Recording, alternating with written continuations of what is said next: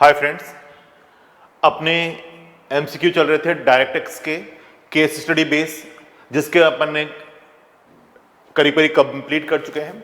जो बचे हुए अपने 24 से उसको अपन अभी डिस्कस करके इस लेक्चर के अंदर अपन कंप्लीट कर लेंगे। तो यहां पर अपन बात कर रहे हैं एमसीक्यूज के केस स्टडी 24 की, और मैंने कहा कि इसका पीडीएफ आपको वीएसआई के गूगल आपके ड्राइव है, वीएसआई का ड्राइव है, उसके ऊपर आपको ये सारे के सारे पीडीएफ सोल्ड अवेलेबल हो जाएंगे, जो कि मैं आपको यहाँ पर सॉल्यूशन दे रहा हूँ। तो वो आपको इजी अवेलेबल हो जाएंगे और सॉल्यूशन करने में एग्जाम में समझने के लिए काफी हेल्पफुल रहते हैं। तो अपन स्टार्ट करने जा रहे हैं। उजय international AG is company incorporated under the law of the Switzerland and tax resident of the Switzerland. It operate specific website ujayinternational.com और उसने स्पेसिफिक वेबसाइट बना दी ujayinternational.com provide an online platform for the sales of goods, provision of service well as for the facility the purchase and sales of the goods, service to third party to user based in India और outside of India. अब देखो ये जो आपके दिखाई दे रही है, तो इस केस के अंदर ऑनलाइन ट्रांजेक्शन्स के लिए मैंने आपको नॉन रेसिडेंट को जब अपन पेमेंट करते हैं तो वहां पर आपके इक्वलाइजेशन लेवी आपके मॉड्यूल 4 में इंटरनेशनल टैक्सेशन के अंदर पढ़ाया था। तो ये इक्वलाइजेशन लेवी से लिंक आपके दिखाई दे रहा है। It does not have any permanent establishment in India. P India में नहीं दिखाई दे रहा, नॉट है, डज नॉट।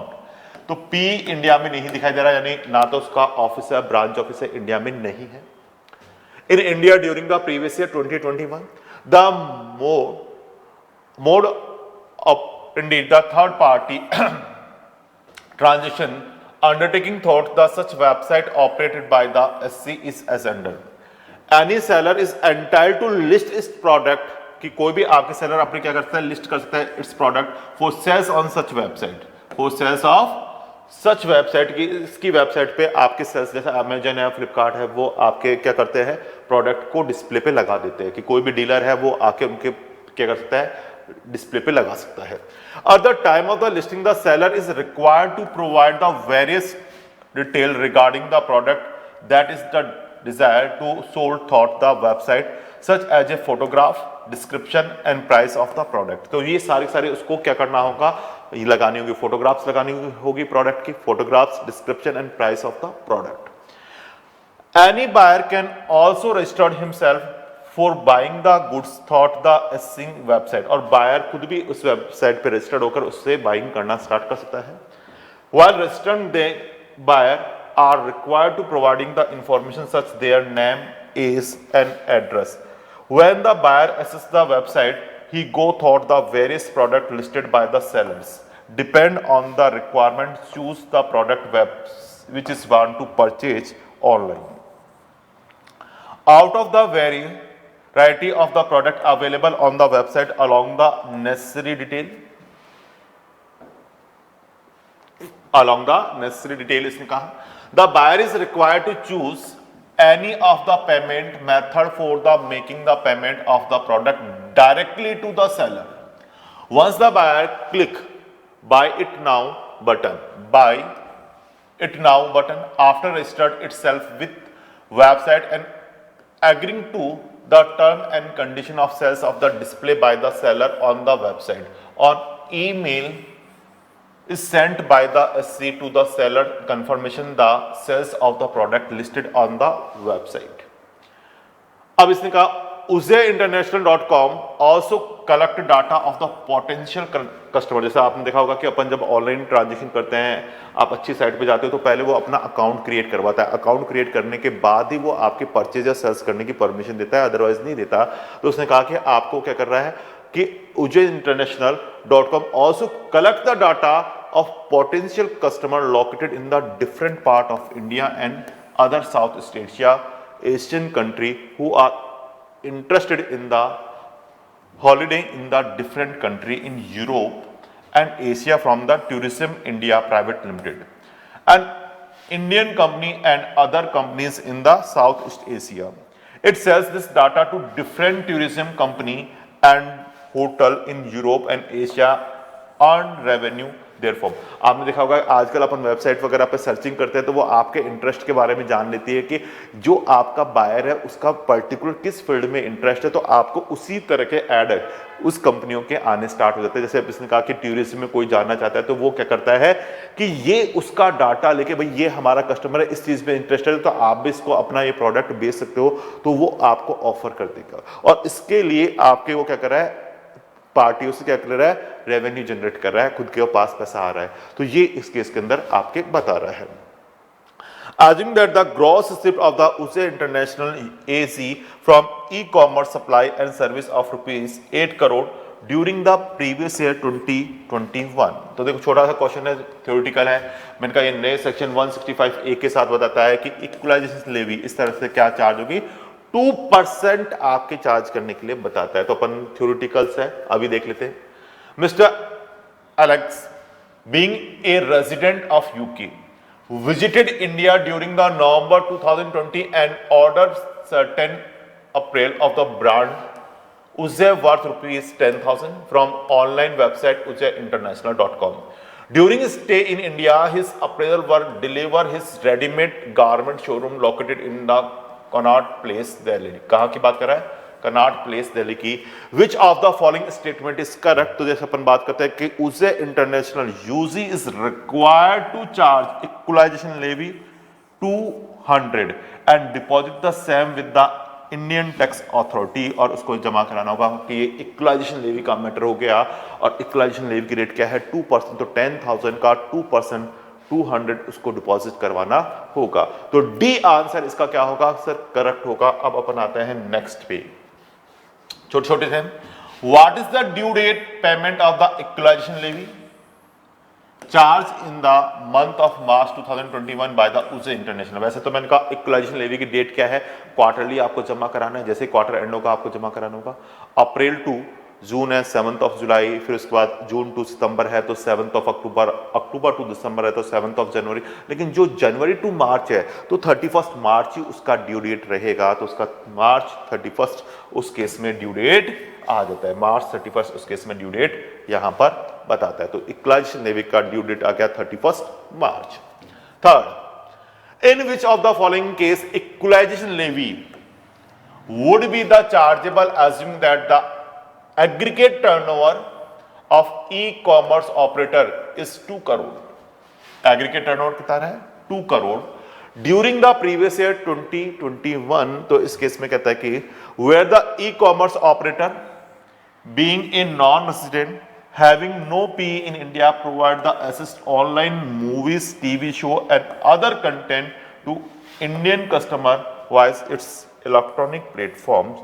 तो वो इस केस में आ जाता है कि where the e commerce operator being a non resident having no PE India, यानी उसका कोई इंडिया में पीई नहीं है, तो उसके लिए इस केस में बता रहा है providing the access to online movie, TV show and other content of Indian customer by electronic platform के अंदर उसको बताता है।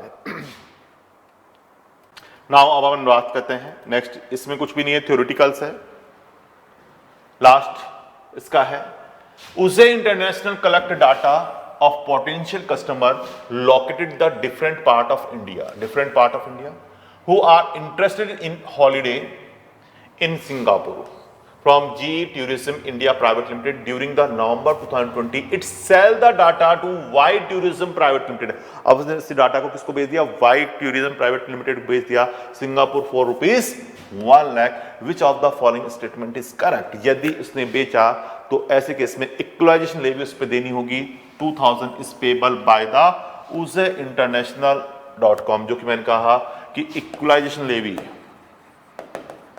आपको पढ़ाया था और द रेट ऑफ 2% आपको न्यू सेक्शंस के अकॉर्डिंगली आपको देनी होगी 165A। तो उसे इंटरनेशनल ट्रांजिशन वो कर रहा है नॉन रेजिडेंट के साथ, तो वहां 2% जैसे टीडीएस होता है ना, वैसे ही आपको क्या होती है, इक्वलाइजेशन लेवी होती है, वो आपको पे करनी पड़ेगी। तो 1 लाख का 2% यहां पर आ जाएगा, दिस वन उसको देनी होगी 2000। करेक्ट सर, बिल्कुल ये हो गया। अब आप बनाते हैं 25th पे अच्छा क्वेश्चन है।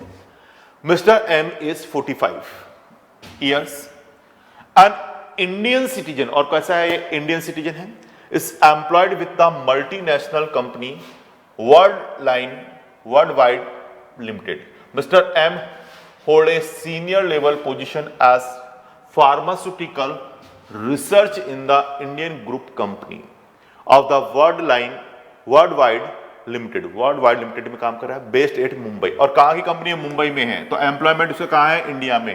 एम्प्लॉयमेंट कहाँ है उसका? इंडिया में। वो तो अदर देन एम्प्लॉयमेंट पर्पज से आउटसाइड ऑफ इंडिया जा रहा है, क्योंकि उसका एम्प्लॉयमेंट कहाँ है? ऑलरेडी इंडिया में है। अब तो वो अदर पर्पज से जा रहा है, क्योंकि जो अपन एक कंडीशन आते हैं कि नहीं एम्प्लॉयमेंट पर्पज से आउटसाइड ऑफ इंडिया जा रहा है, वो कंडीशन इसमें नहीं है, क्योंकि एम्प्लॉयमेंट मुंबई में है तो अदर, तो दोनों कंडीशन इसके ऊपर एप्लीकेबल हो जाएंगी। यानी 182 डेज वाली भी और 60 डेज वाली कंडीशन भी, बेसिक कंडीशन इस पे लग जाएगी, क्योंकि इसका एम्प्लॉयमेंट कहां है जी? इंडिया में है।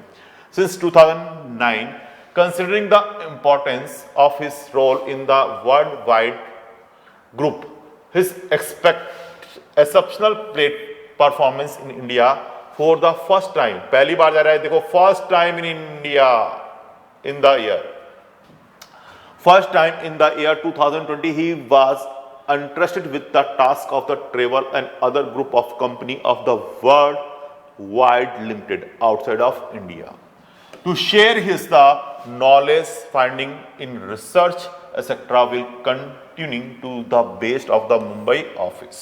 तो यानी उसका एम्प्लॉयमेंट तो कहाँ है जी? सर इंडिया ही है। The detail of the travel outside India during the financial year 2021 मैं इसकी बात करता हूं, तो यहां पर इसने कहा गया कंट्री यूके है, ऑस्ट्रेलिया है और फ्रांस है। पीरियड ऑफ स्टे यानी outside of India, period of outside of India आपके बता रहा है, किस तरह से बता रहा है? 20 अगस्त 10 नवंबर, तो वहां पर आपको बता रहा है। तो देखो कैसे कैलकुलेट करेंगे, अगस्त के कैलकुलेशन में करूं तो अगस्त 31 डे का होगा, तो अगस्त के कितने दिन आ जाएंगे? 31 माइनस 20 प्लस 1, तो ये आपके देंगे 12 डेज अगस्त के। अगस्त, सितंबर 30, नवंबर, अक्टूबर 31, नवंबर 10 डेज, डियर 83 डेज। तो इस तरह से आपको कैलकुलेट करना है। नवंबर में 30 माइनस 21 प्लस 1, तो नवंबर क्या देंगे? 10 डेज नवंबर, एंड दिसंबर के 23 33 डेज। और फिर इसके बाद जनवरी है, तो जनवरी के 31 minus 10 plus 1 equal to 22 days जनवरी, फरवरी 28 एंड मार्च 26, ये आ जाएंगे 76 डेज। तो number of days outside of India रहा 76 plus 33 plus 83, total outside of India रहा 192 डेज, आउटसाइड ऑफ इंडिया रहा 192 days, this are outside of India.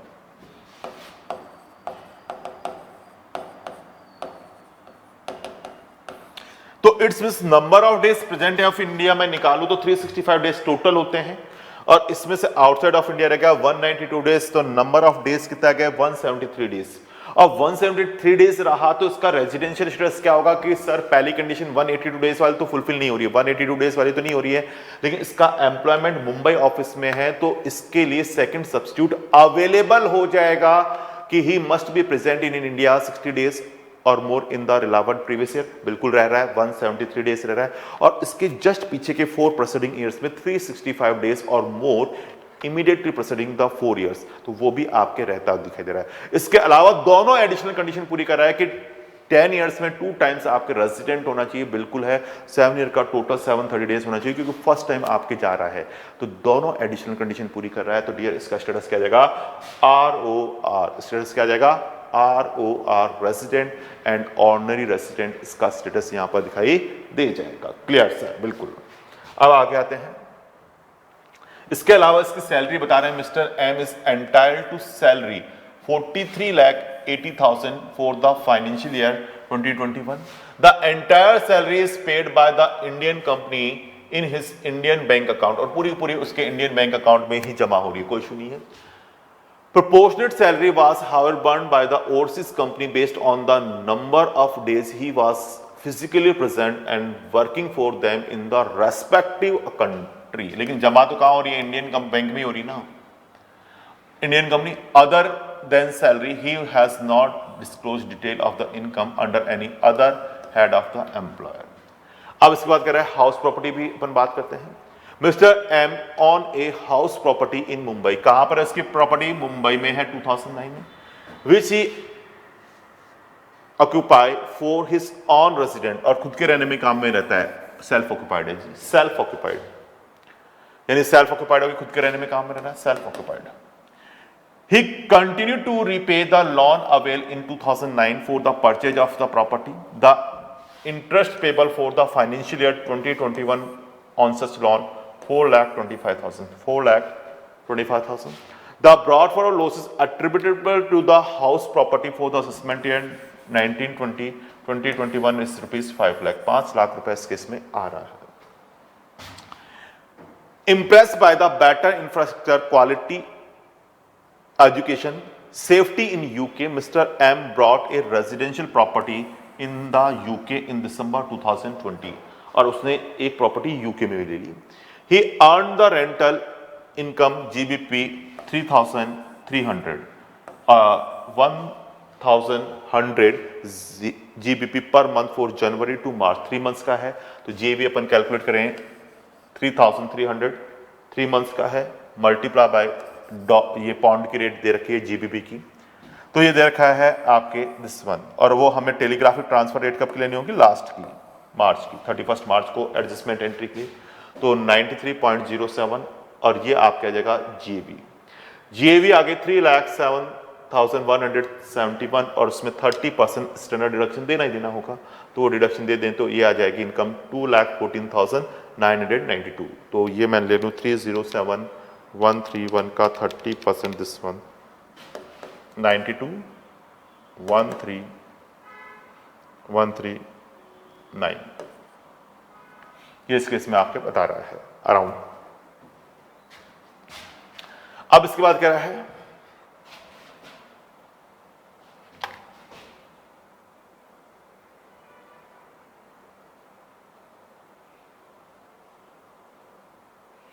Investment in shares, आगे डिटेल दे रहा है शेयर्स की।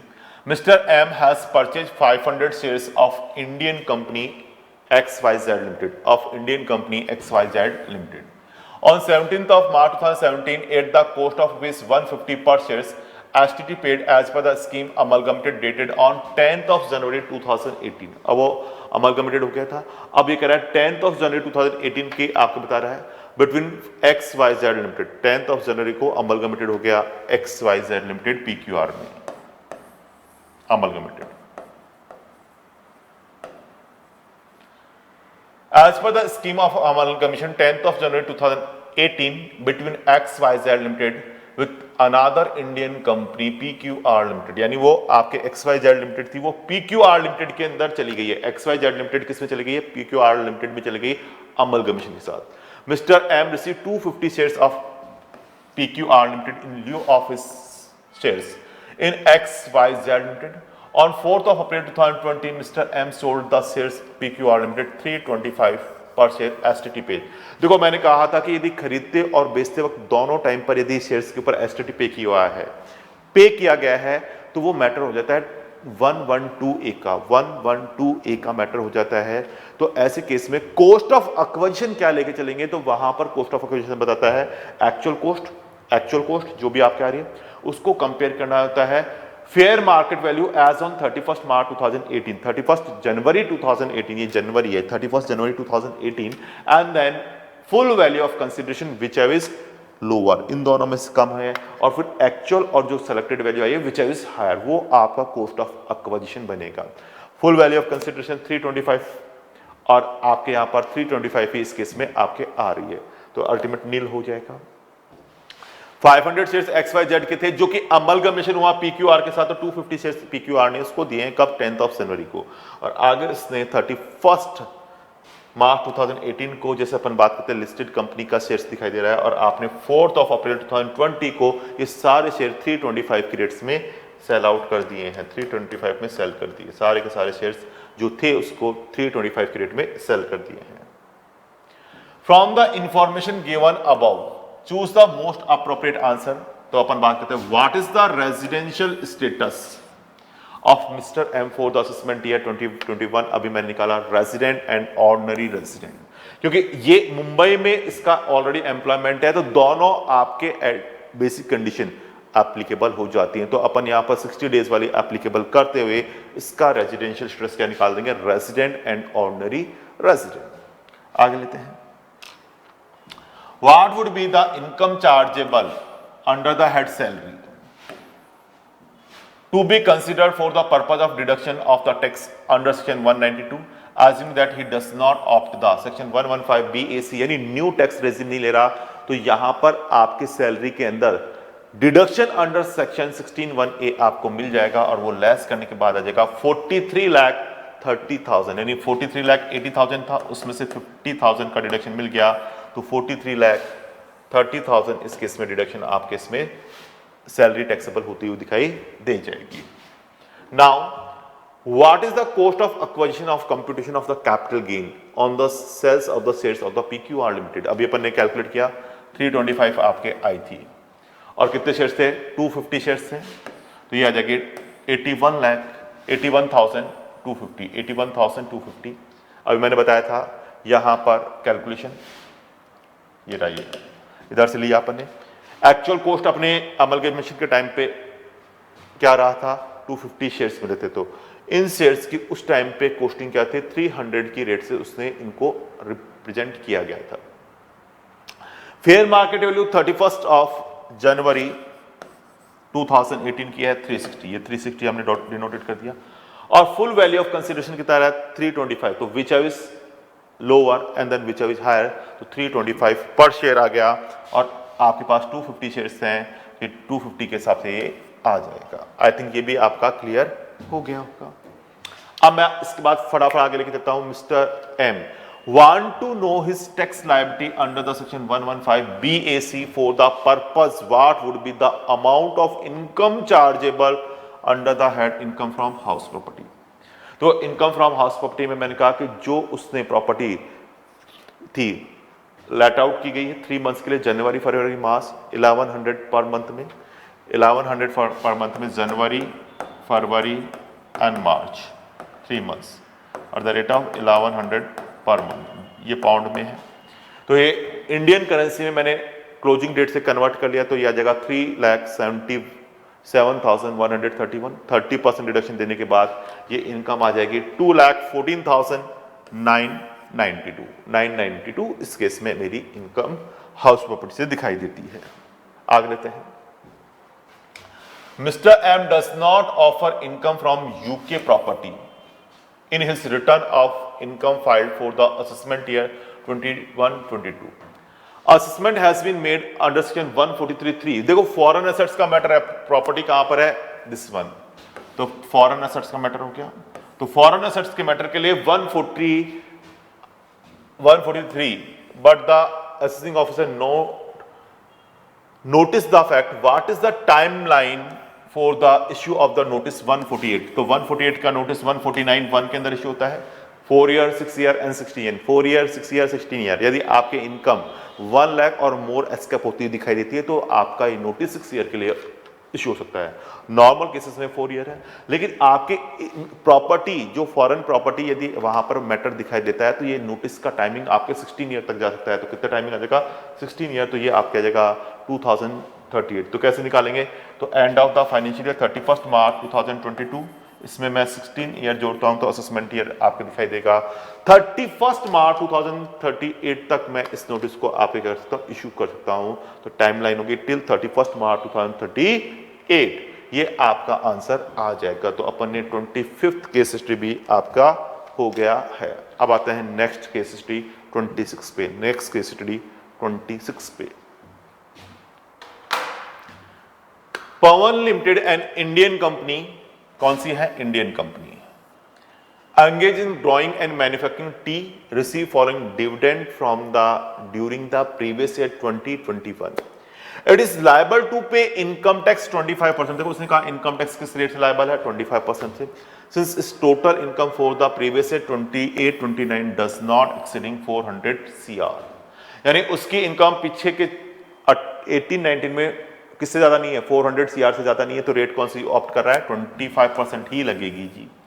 For the previous year 2021 the company has paid the interest on loan borrow for the making the investment the following company break up of which of the following given below। ये आपकी detail दे रखी है।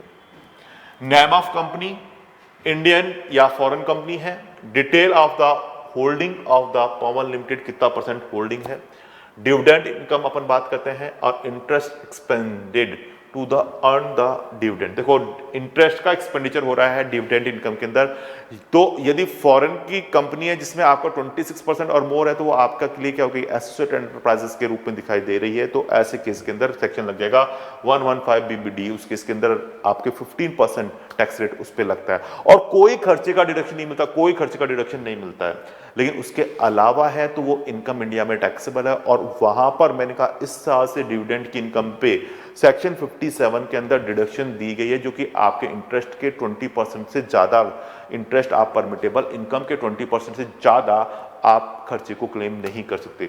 तो dear यहां पर बात करते हैं XYZ INC फॉरेन कंपनी है, लेकिन यहाँ 25% नॉमिनल वैल्यू इसके पास होल्डिंग है, तो 26 और उससे कम है तो ये प्रोविजन इसके बाहर चला गया, तो डिविडेंड इनकम आ जाएगी 80,000 अदर्स में, तो इसका ये भी आपके परमिटेबल हो जाएगा। PQR INC फॉरेन कंपनी है तो 30% है, तो 26% से ज्यादा हो गया ना, बिल्कुल सर 26% से ज्यादा है तो ये आपके सेक्शन में चला जाएगा और उसकी 15% इनकम कंसीडर करनी, कोई खर्चे का डिडक्शन नहीं मिलेगा। 1,80,000 का 15% आपको लेंगे तो 2,70,000 आ जाएगा।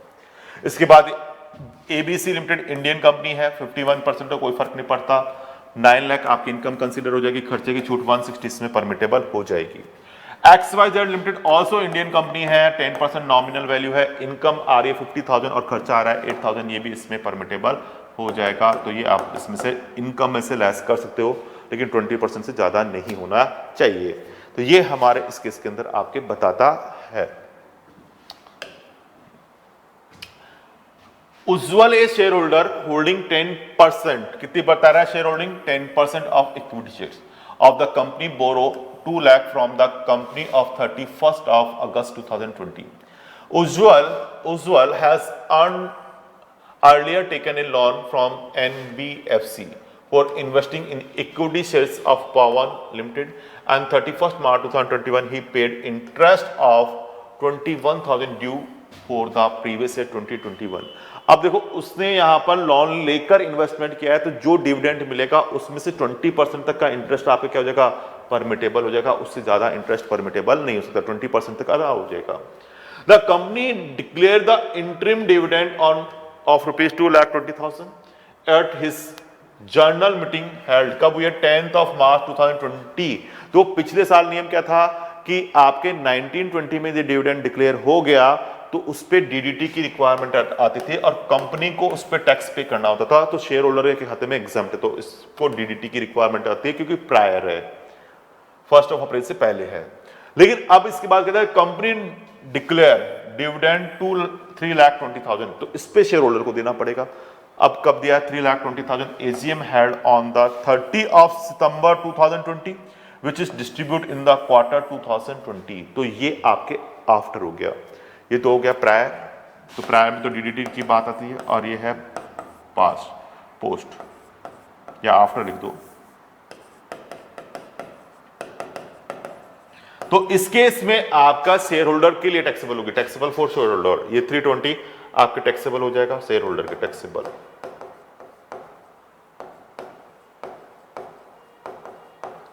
और ये हो जाएगा एग्जम्प्ट फॉर शेयर होल्डर,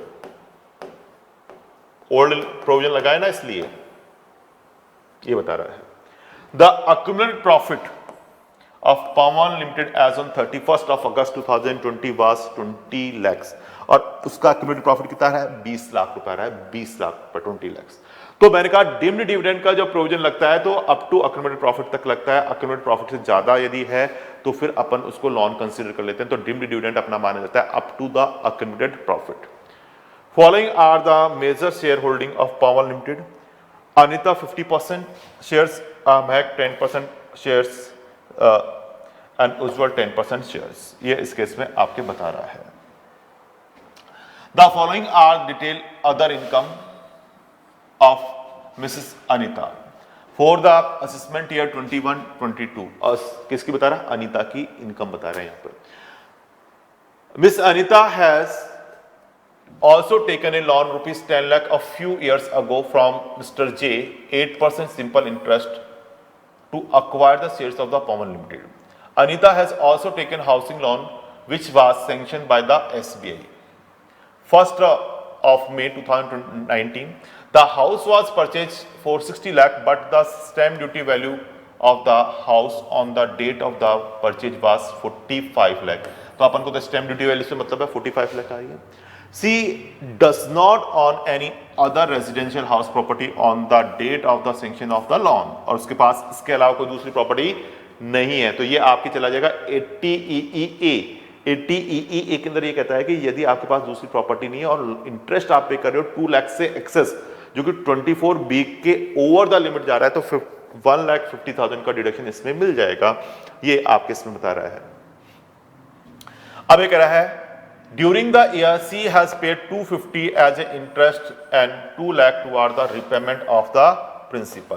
देखो 250 का जो पे किया है तो 2 लाख तक तो 24A में मिल जाएगा, 2 लाख तक का तो 24A में मिल जाएगा और 50,000 80EEA में मिल जाएगा डिडक्शन आपके। और जो प्रिंसिपल का पेमेंट किया तो उसका 1,50,000 80C में आपको प्रिंसिपल की डिडक्शन मिल जाएगी। Mrs. Anita is running a furniture business whose turnover 90 lakh, और उसका टर्नओवर कितना रहा है 90 lakh. All receipt are thought banking channel, और सारी की सारी बैंक में आ रहा है पैसा, सारा का सारा बैंकिंग चैनल में आ रहा है। तो 44AD लगेगा तो 6% इनकम लेनी होगी, बैंकिंग चैनल के थ्रू है तो 44AD में लगाऊं तो कितनी इनकम लेनी होगी? इसका 6% कंसिडर करनी होगी। यदि she opt for the presumptive scheme taxation and wishes to the maximum her tax saving, और उसको टैक्स सेविंग करनी है तो कितना कर सकती है? 6% ही टैक्स दे करे इनकम माने तो उसकी मैक्सिमम सेविंग होगी 94%। She has also on interest 50,000 on fix deposit, और उसकी फिक्स डिपॉजिट पे इनकम आ रही है 50,000। Apart from the above she has no other source of income and investment, इसके अलावा कोई इनकम वगैरह इन्वेस्टमेंट वगैरह नहीं बता रहे। तो अपन बात करते हैं मोस्ट अप्रोप्रिएट आंसर की। पहला अपन बात करते हैं विच of the following statement is true, सही कौन सा है? With respect of the dividend receive by power limited and answer this question, ignore the deduction if the available under section 80M को इग्नोर करना है। तो ये कह रहा है देखो dividend receive from PQR INC is taxable at the rate 15%, मैंने कहा उसके लिए तो 15% फ्लैट लगेगा, प्लस हेल्थ एंड एजुकेशन आप क्या आएगा? Dividend receive from other companies के अलावा जो भी कंपनी थी इज टैक्सेबल एट 25%, यानी नॉर्मल रेट से टैक्सेबल होंगी, बाकी की वो नॉर्मल रेट से टैक्सेबल होंगी, केवल उसके लिए वो स्पेशल रेट आपके दी गई थी 25%। Interest expenses 1,76,000 to earn dividend income is allowed as a deduction 57 में वो आपके अलाउ हो जाएगा। तो देखो मैं आपको समझाता हूं कैसे करेंगे इसको। यहां पर अपन बात करते हैं कि बाकी की तो ये तो 15% से लग गई, और बाकी की इनकम जो आ रही है मैं बता दूं आपको कितना, इधर देखो 80,000 दिस वन, इसको छोड़ दें 9 लाख और 50,000 ये आपके आ जाएगी, और इसमें आपका डिडक्शन मिल जाएगा किसका? 8,160 और 8,000 का डिडक्शन उसमें देने के बाद आ जाएगा। तो अपनी अदर इनकम पे तो इस पे तो नॉर्मल टैक्स रेट लग गया, अदर इनकम पे तो नॉर्मल टैक्स रेट लग जाएगा, और वहां पर जो इनकम आ रही है उस पर टैक्स रेट लग जाएगा 15%, जो फॉरेन कंपनी जिसने 26% और मोर शेयर्स खरीद रखे हैं। तो ये चीज इसमें बता रहा है। तो ये देखो आप ही कैसे आया ये भी मैं बता देता हूं आपको। इधर थोड़ा सा कंप्रेस करना पड़ेगा मेरे को। हाँ जी देखो ये एक्सपेंसेस आपके इनकम तो हो गई 80,000, अदर तो डिविडेंड आपके आ रहा है XYZ INC 80,000, इसको छोड़ना होगा, इसमें आ गया PQR छोड़ना है, ABC लेना है, सॉरी ABC 9 लाख और XYZ 50, तो ये आपका आ जाएगा 80 प्लस 9 लाख प्लस 50 डियर, ये आपका आ गया 10,30,000 इनकम, अदर इनकम, जिस पे टैक्स लगेगा नॉर्मल रेट टैक्स।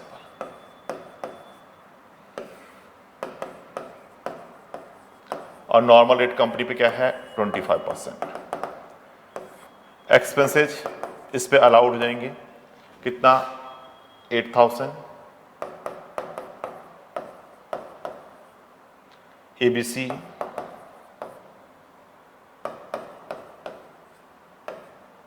और x Y Z 8,000।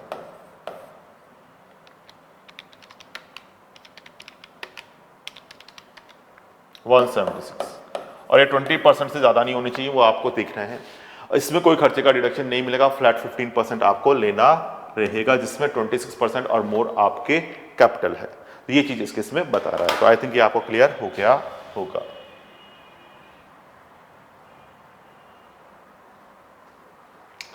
Which of the following statement is correct regarding the dividend received in the 2021 by the Pawan Limited and dividend distributed by it in October 2020? तो देखो इसने कहा dividend declare by distribution by Pawan limited would be taxable in the hand of the share holder and Pawan limited would be deduct necessary tax source, TDS जरूर काटना है। Pawan limited would be allowed to deduction from the gross total income is sum of rupees 3,20,000 का वो deduction ले सकता है। तो अब न्यू टैक्स रीजन के अंदर आपके 1 अप्रैल 2020 से आपके डिविडेंड शेयर होल्डर को टैक्स देना है, और जो कंपनी डिविडेंड पे करी है उसे डीडीटी डिडक्ट करने की जरूरत नहीं है, लेकिन टीडीएस उसे 194 के अंदर डिडक्ट करना होगा। वो चीज इस केस में बताता है। आगे लेते हैं।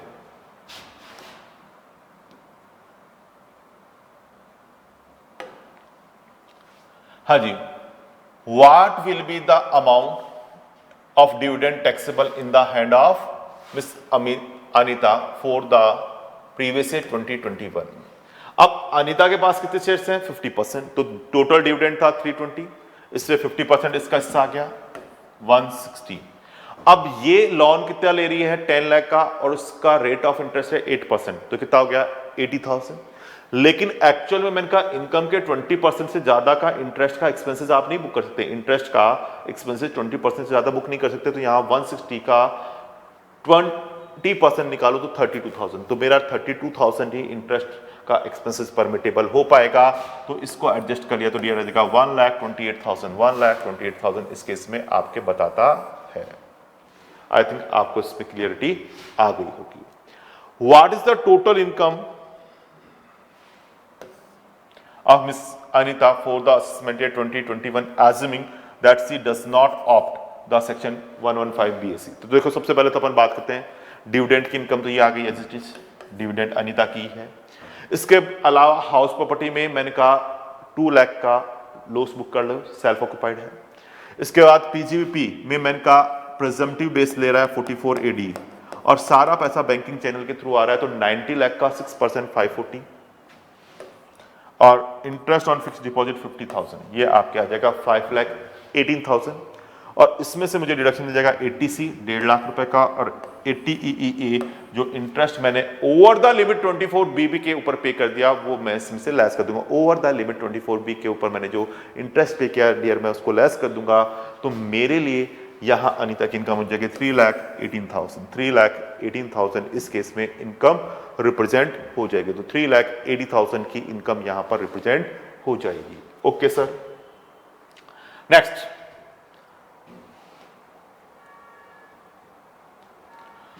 What would be the dividend income including in the total income of mister Ujjwal for the assessment year 21-22। तो देखो यहां पर उसकी इनकम किस तरह से बनेगी डिविडेंड इनकम, तो उज्जवल को यहां पर डिम्ड डिविडेंड दिखाई दे रहा है 2 लाख, जो कि up to the accumulated profit तक आपने लोन एंड एडवांस दिया उसको बता रहा है। इसके साथ साथ इसकी शेयर्स की इनकम, इसके पास कितने परसेंट शेयर हैं सर, उज्जवल के पास 10% शेयर हैं, तो 3,20,000 का 10% ही इसके पास आएगा 32,000 वो इसमें ऐड कर दो, तो ऐड कर दिया। और इस इसको लेने के लिए वो इंटरेस्ट पे कर रहा है, इंटरेस्ट पे कितना कर रहा है 21,000। तो वो जो अपनी इनकम आ रही है उसको 20% के अंदर है, ये 20% के अंदर है, तो आपके इस केस में इसे अपन अलाउड कर लेंगे और यहां पर इसकी इनकम हो जाएगी कितना 2,11,000 या 2,11,000 इस केस में इसकी इनकम आ जाएगी। 2,11,000 इस केस में इसकी इनकम यहां पर रिप्रेजेंट हो जाएगी। तो आई थिंक आपको ये पॉइंट भी क्लियर हो गया होगा। तो ये आपके छोटे छोटे से क्वेश्चंस थे जिसको अपन ने यहाँ पर फटाफट डिस्कस कर लिया, फटाफट अपन ने डिस्कस कर लिया। अब नेक्स्ट अपन लेके चलते हैं 27। नेक्स्ट अपन बात कर रहे हैं किसकी 27 केस स्टडी की। ये भी अच्छी केस स्टडी है।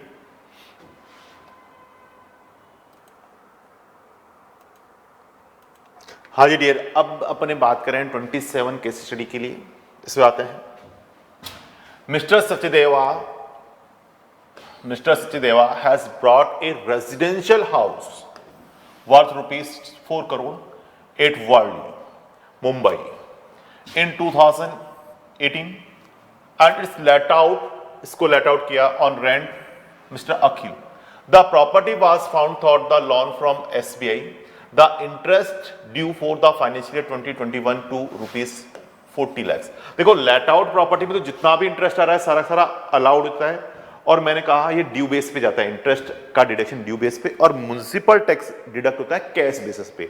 तो ये इंटरेस्ट की बात कर रहा है कि इंटरेस्ट ड्यू हुआ है आपके यहां पर 40 लैक्स, तो सेक्शन हो जाएगा 24B ड्यू बेसिस पे। इंटरेस्ट अलाउड होता है, लेट आउट है तो एंटायर, यानी 40 लैक्स पूरा का पूरा अलाउड हो जाएगा। 40 लैक्स पूरा का पूरा अलाउड हो जाएगा एंटायर, क्योंकि लेट आउट ऐसे कहा let out property. Out of which he is paid only 37, इससे कोई मतलब नहीं है, इससे कोई मतलब नहीं है। 37 lakhs during the years. Sachdeva then took a loan of his 2 crore from another bank, दूसरा और लोन लिया 2 करोड़ का another bank namely MPC bank on 1st of October 2020 for construction of the first floor in that house of self occupation. The construction is in process as on 31st March 2021. मैंने कहा under construct property is not part of the property definition. तो this is the under construction. Construction is in process. तो this is the under construction.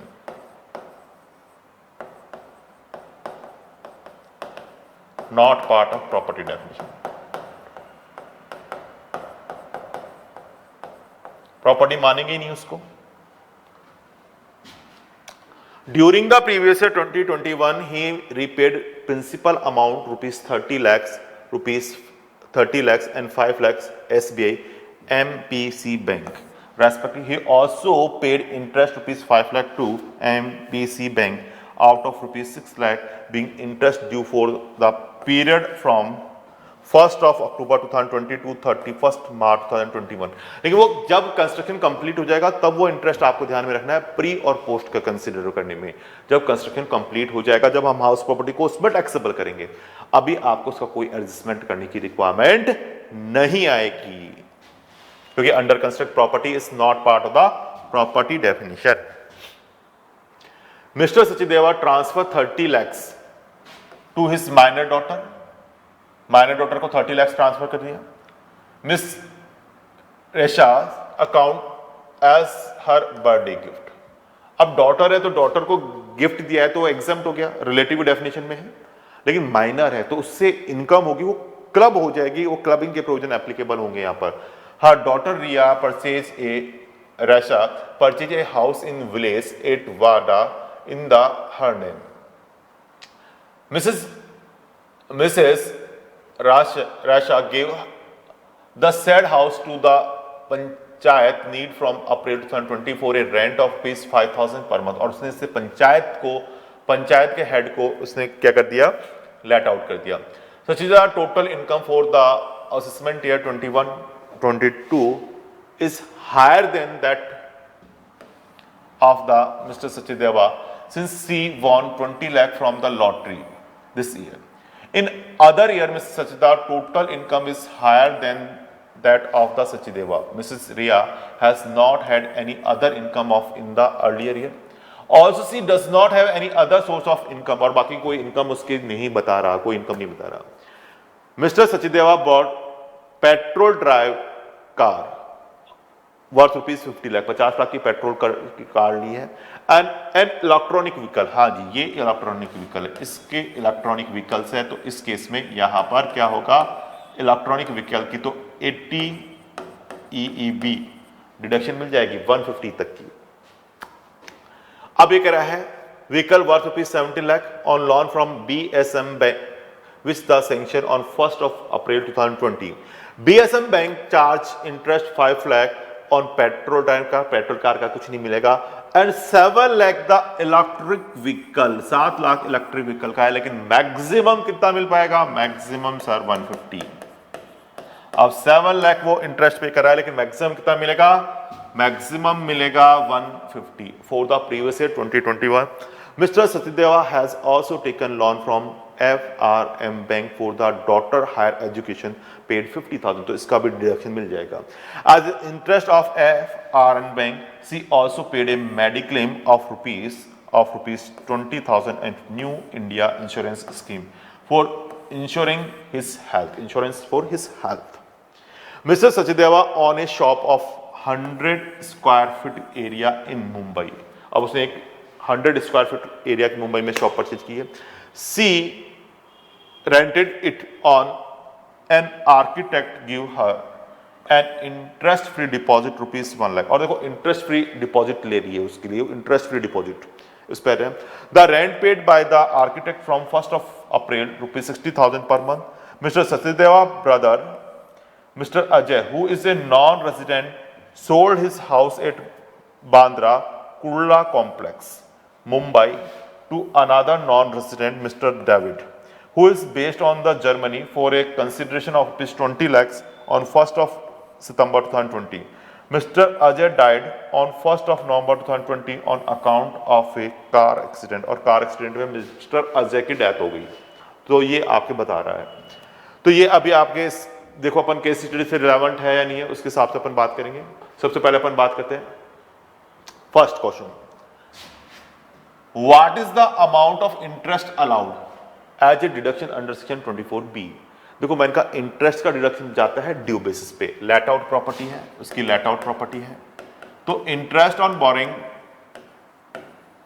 आपको पता है, मैंने कहा under section 24B due basis पे लेना है, और entire interest will be permittable.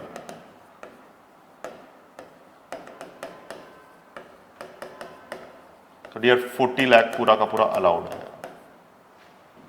पहला आंसर.